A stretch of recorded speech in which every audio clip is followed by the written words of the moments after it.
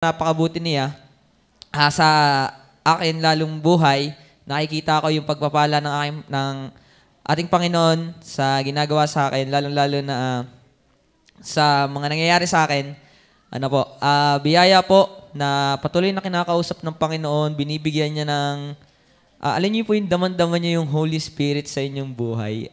Talagang, pagka nagkasala ka, alam niyo po yung, yung parang, ang tingin mo sa sarili mo ay parang hindi ka na mapatawar. Basta, naiintindihan niyo po yun sa nakakaramdam talaga. Ano po, yung, ng Holy Spirit sa iyong buhay. At talagang, yun po ay napakasarap na bagay. Bakit? Kasi ramdam na ramdam mo yung Panginoon sa iyong buhay.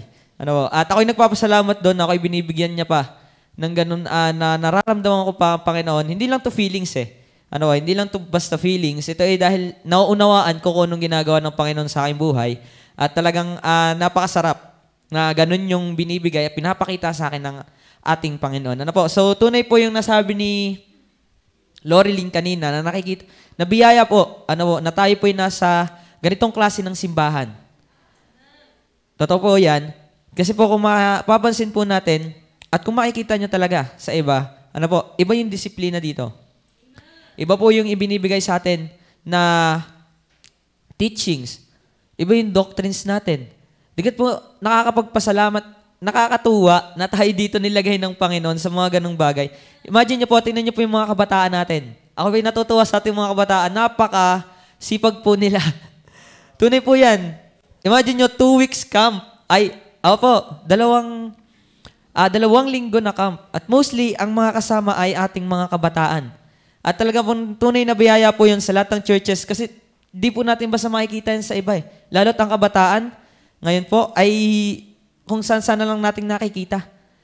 Lalo-lalo na po yung kahit po, tunay po, kahit po yung mananampalataya, pero ito yun yung ating mga kabataan. Nakikita nyo talaga sa gawain. At tuloy po talaga tayo magpasalamat ng ating mga kabataan na makikita natin yung mga next generation natin ay nasa gawain.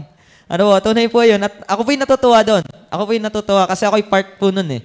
Ako'y part doon at nakikita ko din ang sarili ko na nag-grow sa gawain. At ako po'y natutuwa na ganun yung nakikita ko. At hindi lang sa akin sarili nakikita ko, hindi sa kapwa kabataan ko din po. So sana yung maging hamon po ito lalo sa ating mga matatanda na. Hindi, sa mga malalaki na, sa may mga edad na, ang kaya nyo din. Kaya po din po natin, lalo't po tayo ang ating tatalakayin for this month or next month. 2 months po yun, ay mission. Talaga yung, paano ko maglingkod sa ating Panginoon. So, sana po talaga ikausapin lalo tayo ng Panginoon. At ako'y nagpapasalamat din tunay dun sa nangyaring camp. Daman-dama ko talaga ang Panginoon po nung time na yon. Talaga pong seryoso. At ako po ay hindi ko na naisip talagang parang ang haba, yet ang kulang. Parang kasing ang daming nangyari sa buong araw na parang ang haba, pagod na pagod ka sa gabi. Tapos, after the end of the day, kulang. Kasi damon-damo mo yung Panginoon eh. Ang sarap po nung sa camp na yon, na nangyaring camp na yon, at talagang nakita ko ang Panginoon sa aking buhay, at nakita ko yung kung paano, ang dami ko natutunan, kung anong dapat kong gawin, kung anong dapat kong, mga bagay na dapat kong ayusin sa aking buhay. Lalo na, yun naman ay para sa mga kabataan na ina-encourage na magsuko ng buhay, pero naging paalaala sa amin na manggagawa na lalong magpursige lalo. Na talagang hindi basta yung pinasok namin na ministry. So naging paalaala lalo sa akin yun na ako po'y nagpapasalamat tunay po sa Panginoon at lalo-lalo na yung parents ko. Okay, natuwa sa parents ko last week po ay nandito sila ako sa mga nakakita. Ay talaga nagpapasalamat ako na napilit ko. Napilit ko talaga sila. Sabi ko, kayo naman ay magsimba. Okay. At ako po ay natuwa sa sinabi po ng aking ama, ng aking father. Sabi niya sa akin, ay tayo na magsimba. Sabi niya gayon. Alam niyo po bakit? Ayan nga ay nakikitang nagyayakag ng iba, bagya tayong mga pamilya na hindi mayakag. Yan po'y tunay na sinabi ng aking ama at ako ay natuwa na nagulat na nakaimik siya ng ganun.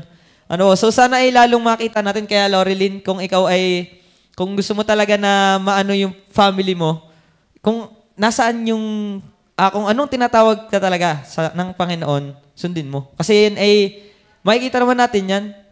Makikita po natin yan. So yun po, ako yung nagpapasalamat patuloy sa Panginoon na nakikita ko lalo ang Panginoon sa aking buhay. So yun po. At isa pa po,